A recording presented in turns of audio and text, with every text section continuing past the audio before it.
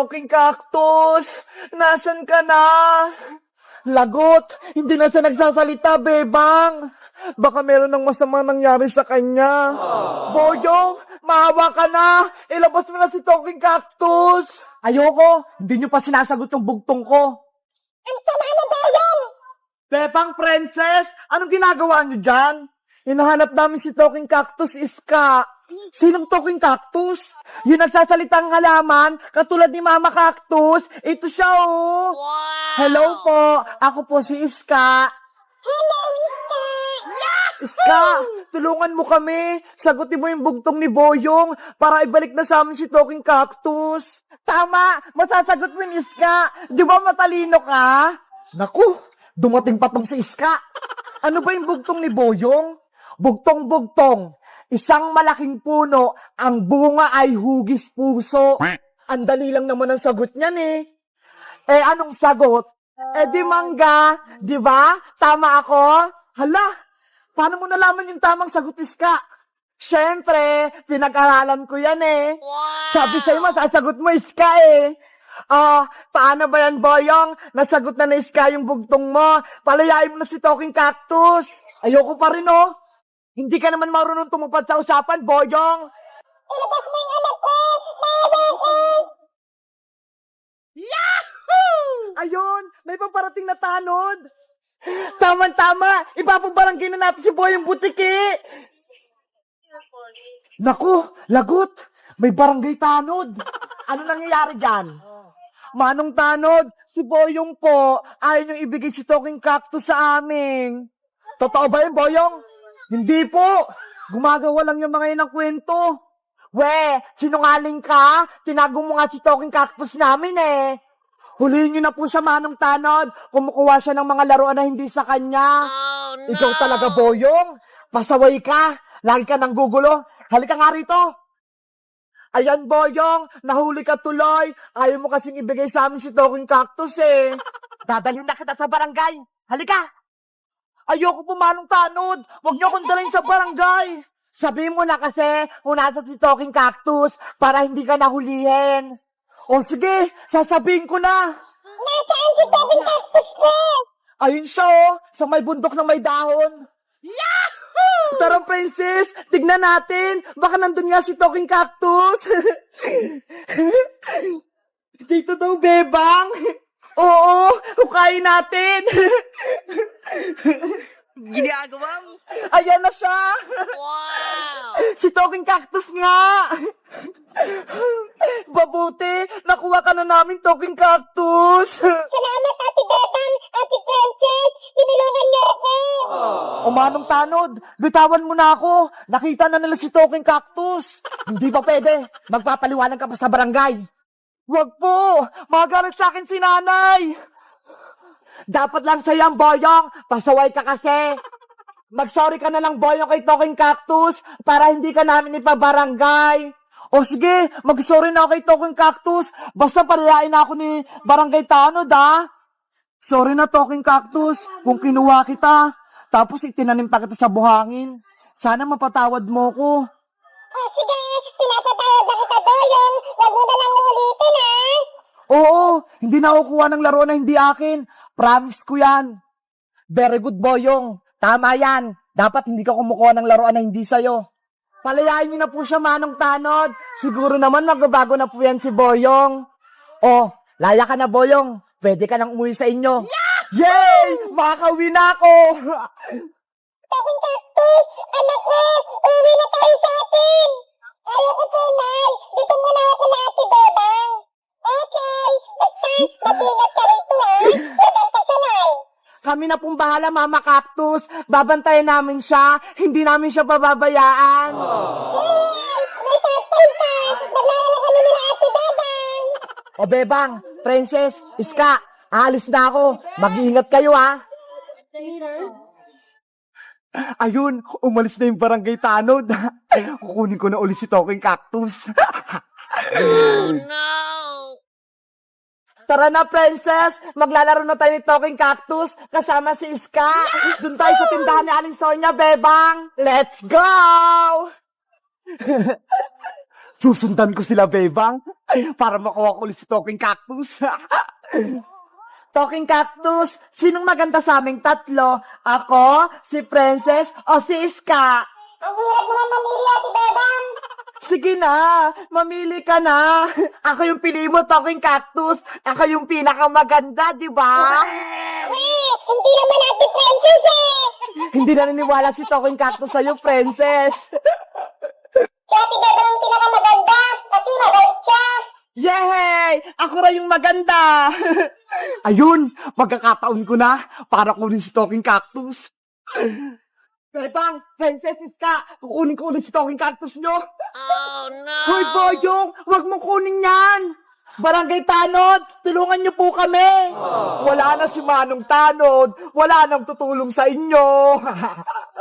Oo nga, no? Wala na si Barangay Tanod. Tulong Ate Bebang. Pakaisanin ulit ako ni Boyong. Paano na yan, Princess? Sinong tatawagin natin para masagip si Talking Cactus? Alam ko na, si Magic Lola yung tawagin natin. Sige, tawagin natin si Magic Lola. Magic Lola, tulungan niyo po kami! Lagot, si Magic Lola dumating.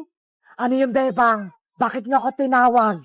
Magic Lola, tulungan niyo po kami. Si Boyong po, kinuha yung laruan namin si Talking Cactus. Boyong, di ba masamang kumuha ng laruan? Bakit mo kinuha si Talking Cactus? Kasi po nainggit ako kila Bebang eh. Gusto ko rin po ng laruan, katulad nito ni Talking Cactus. Ibalik mo na yun sa kanila, para hindi kita parasahan. Ayoko po, akin na to. Ayoko sa'yo, Boyong. Magic Lola, para saan niyo na po si Boyong Butike? Ayaw na pong makinig sa inyo eh. Pagbilang kong 3, dapat ibalik mo na si Talking Cactus. Hindi ko pa rin ito ibabalik. 1. Ayoko po. 2. Ibalik mo na si Talking Cactus namin, Boyong. 3. Takbo! Tatakasan ko na kayo! Tatakasan mo pa ako, ha? Abra! Kadabra!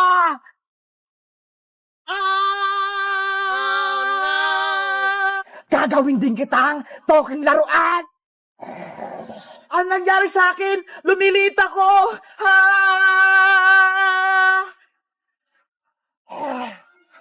Naging laruan na rin si Boyong! Naging bulilit na ako. Kawawa naman si Boyong! Naging maliit na siya! Deserve niya naman yan, Bebang eh! Masaway kasi siya! O Bebang, eto na si Talking Cactus ninyo! Salamat po, Magic Lola! Naibalik niyo agad sa amin si Talking Cactus! Kapag kailangan niyo ako, tawagin niyo lang yung pangalan ko, ha? Opo, Magic Lola! Babay na! Tatay po. Magic Lola, wag kang umalis. Ibalik mo muna ako sa pagiging tao. Ang lit-lit na ni Boyong! Tinatanawan mo ba ako, Princess? Be! Buti nga sa'yo! Bebang, kunin natin si Talking Boyong para may kalaro si Talking Cactus. Sige, kunin natin! Huwag kang nilapit sa akin. Talking Boyong, sabi mo nga, Boyong Butike! Boyong, butike. Huwag mo akong pagtawanan. Lapit kayo sa akin. Ang cute ni Talking Boyong! Si Boyong Butike, naging Talking Boyong! Parehas na sila ni Talking Cactus! Yay! May kalaro na ako. Itawa mo ako, Princess. Ayoko, no? Gusto kitang laruin, Boyong! Lapit ka sa akin. Pag naging tao ulit ako. Hindi ka na makakabalik sa dati! Be! Itutugtog kita sa nanay ko. Iyakin si Boyong Butike! Iyakin ko pala, Boyong eh! Ate Brenda at Ate Pepang, ang kanta naman ng mga laruan nyo! Emily, eto si Talking Cactus! Hello, Emily. Ang cute-cute mo naman, Talking Cactus! At ito naman si Talking Boyong! Hala, si Kuya Boyong pa yan, Ate Princess! Oo, ginawa siyang laruan ni Magic Lola kasi pasaway siya eh. Pwede ko bang hiramin si Talking Paya? Ayoko sa Emily. Ito ho, hiramin mo muna. Ang lit-lit mo na, Kuya Poyong. Parang pareho na kayo ni Totot. Isama mo ako, Emily. Maklalaro pa tayo, Talking Poyong. Humanta ka na, lilipat ka para si Superman. Gusto ako lumipad. Huwag ka nang tumangke. Ready, get, set, go! Lipat! Ang taas-taas na ni Boyong. Para siyang ibon na lumilipad. Ako din. Gusto ko rin lumipad. O sige, paliliparin kita mamaya, Talking Cactus. Isa pa! Ayoko na. Nahilo na ako. Fly, fly, butterfly, Kuya Poyong! Poyong, nasaan ka? Lagot, sa aling bruha pa parating. Bakit siya nandito? Ate Prentet, ayaw ko kay aling bruha. Halika rito, Emily. Nasaan yung anak ko? Nandito ako, Nay.